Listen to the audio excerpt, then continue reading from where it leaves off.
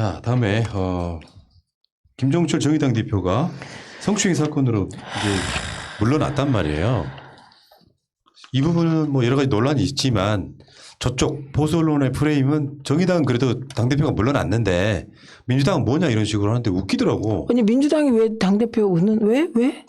그러니까 어머 난 너무 즉각. 정의당은 즉각 인정하고 이렇게 됐는데 민주당은 뭐냐 하는데 이거 오판이에요. 뭐냐면 박원순 시장님 사건은 네. 사실 아직도 진입 파악이 안 된 상태예요. 네. 일단 그렇고 부산의 오거돈 시장 그 사건이 터지자마자 바로 제명해버렸는데 무슨 정의당은 김종철 당대표가 이걸 인정하기 전에 직위해제했지 않습니까? 네. 민주당도 대응은 똑같아요. 그러나 확정되지 않은 사실에 대해서 박원순 시장이 돌아가신 분에 대해서 어떤 조치를 취할 수 있겠습니까? 국민의 짐은 가능해요 그게?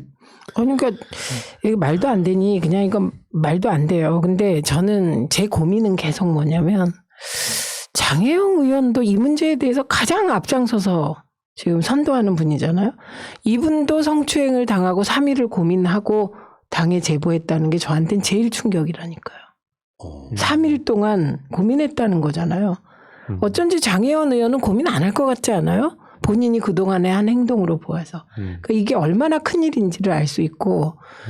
그러니까 성추행을 당한 여성들이 이런 고민 없이 신고할 수 있게 하려면 어떻게 해야 되냐가 제 최대 고민이에요 지금. 이 부분이. 저 깜짝 놀랐어요. 다른 거보다. 장혜영 의원이 3일 동안 고민했잖아요. 당에 신고하기까지. 안 그럴 것 같지 않아요? 사람 관계는 쉽지가 않죠. 그게 사실 알고 보면 똑같다는 거죠. 그러면 과거에 장혜영 의원이 다른 분들한테 왜 즉시 안 하고 어떻게 하고 이런 그런 느낌을 줬잖아요. 제가 봤을 때는 그 초선 젊은 의원으로서의 초심을 유지하는 게 쉽지가 않은 게 예를 들어서 국회의원 한 3선쯤 한 여성 국회의원이라고 한번 생각 한번 해봐요. 근데 관계가 되게 친밀한 정치인 하나가 있다고 쳐봐요. 근데 이 사람이 당대표야. 당의 전력 기반이 흔들릴 수도 있는 상태란 말이에요. 나는 그 기본적으로 고민할 거라고 봅니다. 그 사람이기 때문에. 그게 이제 아주 악의적으로 이 사람을 성적 대상화 시켜서 굉장히 뭔가 자존감을 엄청 떨어뜨리는 범죄에 가까우냐 실수에 가까우냐에 그런 고민을 할 수 있겠지만 그게 이제 사람 사는 인지상정이라고 부를 수 있지 않겠습니까? 이런 부분은. 문제는 정의당이 지금 이렇게 되면 뭐 저쪽 뭐 조중동 수구 언론들에서는 민주당 어쩌고저쩌고 얘기를 하던데 민주당도 안희정 지사 건이나 오거돈 시장 건은 바로 제명이라는 도구를 통해 가지고 확실히 선을 긋고 사과도 했단 말이에요. 네. 사실 그러니까 정의당과 크게 다를 바 없는 태도를 취했단 말이죠. 네. 근데 왜 여기 와서 민주당 이야기를 다시 꺼내냐는 거예요. 아니 껄핏하면 그런 거죠. 근데 그러니까 그러고 싶으니까 그런 건데 그것도 전략이 없으니까 저는 그렇다고 보는데 이 재보궐선거의 요인이 민주당으로 인해서 발생한 거 사실 인정하니까 민주당이 로우키로 가는 거예요. 근데 과연 그러면 재보궐선거가 성추행에 대한 심판선거냐. 그렇게 가겠습니까? 저는 여러 가지 복잡한 시민 의식이 있다고 보는데 야 성추행이 아닐 수도 있다고 생각하는 사람도 있을 거고 시민 중에는 어떤 사람은 그게 사람이 죽을 정도의 사건이냐고 생각하는 사람도 있을 거고 시장이 절대 그러면 안 된다고 생각하는 사람도 있을 거고 여러 가지 종류가 있을 거란 말이에요.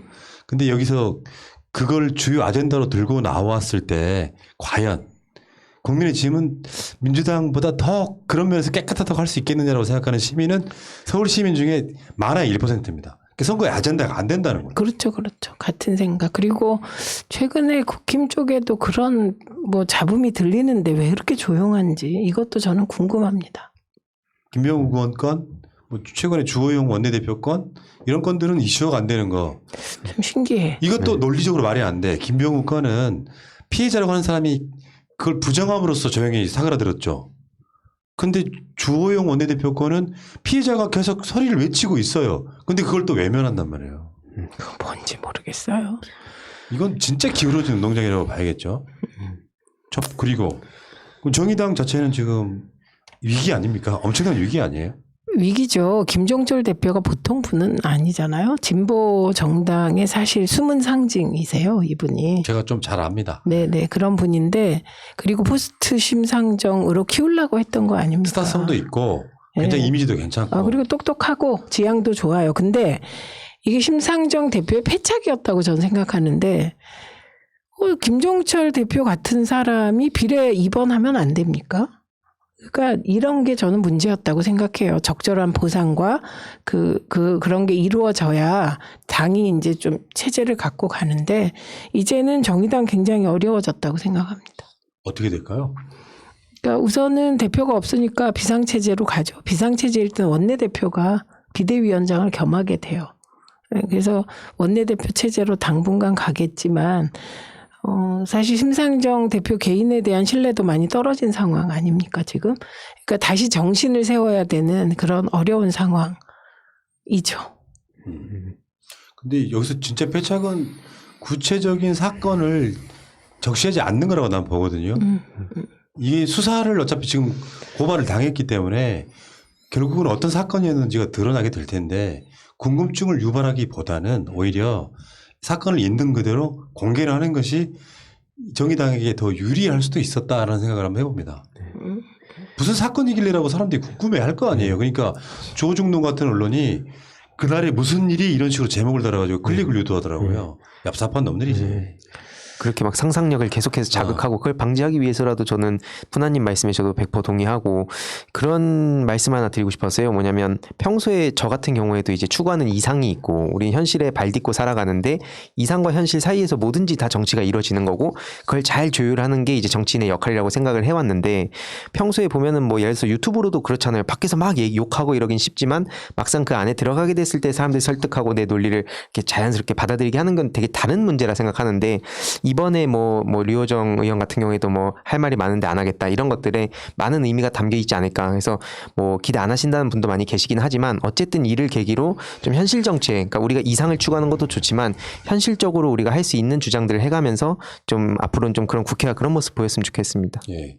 그리고 같은 날 박원순 시장님에 대한 인권위의 결정이 있었는데 이게 판사가 엊그저께 그 성폭행 가해자 재판에서 박원순 시장의 그 추행이 있었다. 이게 있었다라고 인정하는 거랑 또 비슷한 맥락인데 나는 이게 어처구니가 없는 게 수사를 한 적이 없잖아요. 실제로 인권위 같은 경우는 더 그렇죠. 수사를 해본 적이 없는 거잖아요. 피해자라고 하는 사람의 주장만으로 지금 박원순 시장의 성폭력을 인정하는 거면 저는 이건 온당치 않다고 보는 거거든요. 이게 성추행을 인정하고 돌아가신 건지 억울해서 돌아가신 건지는 아무도 모릅니다. 예를 들면 여기 그 성희롱을 방조했다고 하는 거에 대해서는 사실상 경찰 수사도 뭐라고 나왔냐면 그걸 입증하지 못했다고 나왔거든. 그러면 성폭력은 있었는데 성폭력을 방조한 행위 등에 대해서는 입증하지 못했어요. 그리고 결국에는 뭐예요? 정황도 없고 아무것도 없고 피해자의 주장만 남는 겁니다. 정황도 없었다는 거잖아. 그럼 이 상황에서 인권위가 그거를 인정하는 거 보면서 진짜 비겁하구나 이런 생각을 해봤습니다. 이런 건 결정 유보를 해야죠. 드러난 증거가 없는데 박원순 시장 건은요. 저쪽 세력도 얼마나 박원순 시장 유책 사유를 증명하기 위해서 얼마나 많이 노력을 하겠습니까만 드러난 증거가 한 건도 없습니다. 그럼에도 불구하고 인권이나 이런 또는 다른 사람 재판에서 박원순 시장의 성추행 뭐 성희롱이라고 이거 저기 인권위는 표현을 했지만 있었다고 인정하는 행위는 그냥 대세에 편승하는 거 아닙니까? 그런데 또 보수 쪽에선 추행이 아니라 희롱이라고 규정했잖아요. 이건 네. 개념이 가장 낮은. 그거 가지고 또 난리를 치고 있더라고요. 그런데 보통은 그 당사자가 유명을 달리했을 때 그때 검찰도 기소권 없음으로 수사를 중단하는 거잖아요. 이거를 이렇게 당사자가 유명을 달리했음에도 계속 정치적인 공방으로 이어가는 그 마인드까지도 저는 시민들이 다 보고 있다는 걸 아셔야 될 것 같아요. 네. 진짜 열받는 건 피해자라고 하는 사람이 돌아가셨다고 생각해봐요. 반대로. 그 진상규명하는 게 맞고요. 그게 장자연 사건 같은 거예요. 가해자라고 하는 분이 돌아가셨는데 이분에 대한 가해 증거가 없어요. 그러면 입 다물고 있는 것이 맞고요. 여기다 정치적으로 이용해 먹는 놈들은 그렇다 칩시다. 국가기관들이 앞장서 가지고 증거도 없는 사건에 대해서 성희롱이든 폭력이든 성추행이든 간에 인정하는 행위는 월권이란 말이죠. 참 저도 이게 되게 조심스럽긴 한데 뭐 누구라고 그러니까 얘기를 어떻게 할 수 있는 건 아니지만 참 그런 생각 들더라고요. 저도 서울시 쪽에서 이제 청년 활동도 많이 해오고 이제 박원순 시장님께서 이제 막 이런 활동하시는 것들을 저도 이제 많이 눈여겨 보기도 했었고 실제로 그걸 통해서 많은 얘기를 또 듣고 했을 때 이런 국회의원분들이 얼마나 많은 특히 여성분들이 얼마나 많은 도움을 받았는지도 많이 들었었는데 이번에 참 뭐 누구라고 막 얘기를 하긴 그렇지만 입 싹 닫고 갑자기 그 여성분들의 목소리가 센 것도 잘 알겠고 부담 큰 것도 잘 알겠지만 가끔 보면 참 해도 너무한다는 그러니까 정치를 왜 하는 것인가라는 의문까지 들 정도로 이거는 정치 다 사람을 위해서 하는 거고 결국엔 근데 그걸 보면서 너무 해도 너무한다 진짜 이런 생각이 많이 들었습니다. 뭐 얘기를 못 하겠지만 아무튼 진짜 사람들을 위해서 우리가 정치를 하는 건데 너무 여기서 본인의 이익만 생각하느라고 좀 그런 발언들을 좀 뭐라 해야 될까요? 좀 상처가 되는 발언들을 좀 자제했으면 좋겠다는 생각이 듭니다. 예. 박원순 시장 건 다시 한번 말하지만 정의당의 김종철 대표 건하고는 상당히 다른 결로 같은 세상에 놓고 비교를 하면 안 된다니까요. 박원순 시장님에 대해서 성추행이든 희롱이든 간에 증거가 없다고요. 주장만 남아있는 거고 그 판사도 내가 박원순 시장 때문에 병원을 다녔다. 그것도 성폭행 사건 이후에 병원 진료 기록을 갖고 박원순 시장의 성추행이 인정된다고 판결하는 것은 월권이에요. 미친 짓이라고. 네. 네. 판사는 더한 것 같습니다. 네. 좀 심한 거죠 이게. 네. 아니 마찬가지고. 좀이 아니라 많이 심한 네. 것 같습니다. 짧게 마지막으로 하나만 더 이야기하면은 구독 좀 해주시고요. 아니 좋아요가요. 좋아요도 눌러주세요. 좋아요 너무하세요. 얼마 안 돼, 지금? 좋아요가 지금 5천밖에 안 되죠. 야, 너무하시죠. 최민준 목이 막 잠길 정도로 열심히 하고 있는데. 무슨 얘기 하고 싶은 거냐면 최근에 법원의 애규 일부가 개정 시행됐는데 실형 때 법정 구속시키는 것을 엄격하게 하겠다는 겁니다. 예전에는 특별한 사정이 없는 한 법정에서 피고인을 구속해요. 실형을 선고할 때는. 네. 근데 이번에 개정된 애규는 구속 사유와 필요성이 있다고 인정하는 경우로 바뀝니다. 바꿨습니다. 좀 신중하라는 거죠. 네. 근데 정경심 교수가 또 갑자기 확 떠오르는 거예요. 그러네요. 그러니까 판사가 당신은 반성하고 있지 않으므로 증거인멸의 우려가 있으므로 다른 증인들을 뭔가 이렇게 회유할 그런 게 있으므로 당신을 법정 구속한다 이렇게 이야기가 나왔었는데 사실은 원칙은 그렇게 돼야 되는 거죠. 도주와 증거인멸의 우려가 없다면 2심 대법원 끝날 때까지는 구속시키면 안 되는 거잖아요. 근데 정경심 교수가 이렇게 구속되고 나서 바로 이게 나오다 보니까 더 속상한 측면이 없지 않아 있습니다. 아니, 속상하죠. 그리고 판사도 감정이 있다 이해해요. 그런데 정말 판사가 감정이 작용하는 게 굉장히 위험한 게 그러면 친재벌적인 성향의 판사들은 재벌이나 그 관계자들에게는 정서적으로 우호적인 판결을 한다는 거고. 그죠? 네. 야당을 지지하는 판사는 속으로 그럼 여당에 대해서는 엄격하고 야당은 봐준다는 거잖아요. 판결문 공개해야 돼요. 그래서 판결문을 만천하에 공개해야 돼요. 정경심 교수가 도주의 우려가 있어요. 그러니까. 아니면은 증거인멸의 우려가 그쪽은 짜맞추긴 했지. 증인들과 입을 맞출 거다 하는데 논리로 말하면 그렇게 많은 압수수색을 했음에도 불구하고 인멸할 증거가 어디 있냐고요.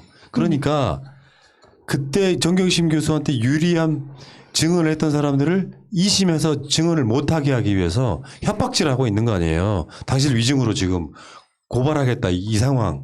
그러니까 완전히 손발 다 묶어놓고 재판하겠다는 거거든요. 거기다가 구속까지 시켰기 때문에 아무래도 접경권 뭐 코로나 이런 것들 때문에 재판 준비도 굉장히 어려워질 거고 이런 짓거리 하면 안 되는 거죠. 왜 정경심한테만 이래요? 이재용도 2년 6개월인데 최근에 나오는 판결들 보면은 뭐 가습기 살균제 피해자인가 뭐 등등등 해가지고 무죄 아니면 집행유예 계속 이런 식으로 나오고 있지 않습니까? 아 답답합니다. 판사들 판결 보면. 그래도 희망은 있어야죠. 전 달라질 거라고 보고 판사들이 대한민국 사회를 자신들이 최고의 보루라고 생각하는 거잖아요. 우리를 넘어서는 건 없다. 그래서 지금 그 사법농단 판사들은 반드시 집원 케이스로 탄핵을 저는 해야 된다고 봐요. 지금 민주당하고 열린민주당 국회의원들이 지금 연합해서 지금 네, 이탄희 의원이 발의한 판사 탄핵안이 빨리 통과돼야 돼요. 네. 자, 알겠습니다.